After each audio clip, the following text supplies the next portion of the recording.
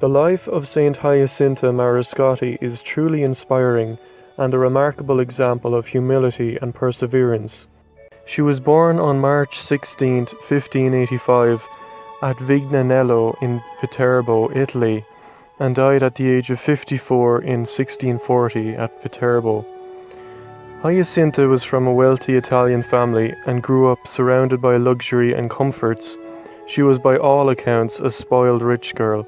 Although worldly, she was an interesting mix of piety and frivolity, having a deep faith and a special devotion to the Blessed Virgin Mary, which she maintained throughout her life.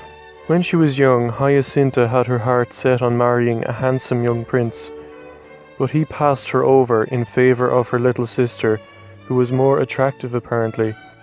This broke her heart and caused her much sadness. The poor girl decided to enter a Franciscan convent as a means to hide her chagrin. Although becoming a nun and taking a vow of poverty, Hyacintha remained her uppity self and had no intention of leaving her wealth and comforts behind. She is said to have transformed her convent cell into a boudoir and surrounded herself with luxuries, servants, and even kept her own private stock of food. Thus she lived as a princess for 10 years or so and created a scandal for the other nuns.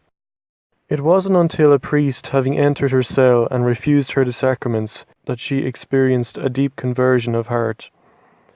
Hyacintha shed an abundance of tears and decided to rid herself of all the comforts she had enjoyed for so long.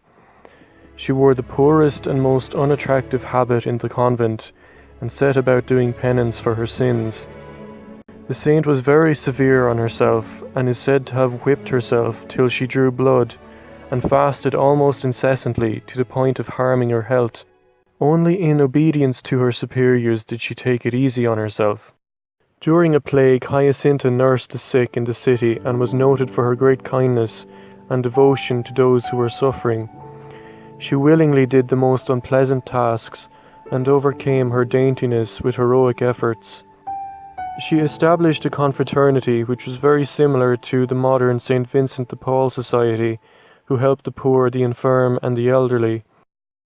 At her funeral, her reputation for holiness was so great that multitudes came and cut pieces off her habit, which had to be replaced 3 times, apparently. She was canonized in 1807.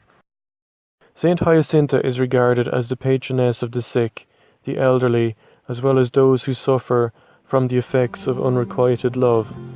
Her feast day is January 30th. Saint Hyacintha Mariscotti, pray for us.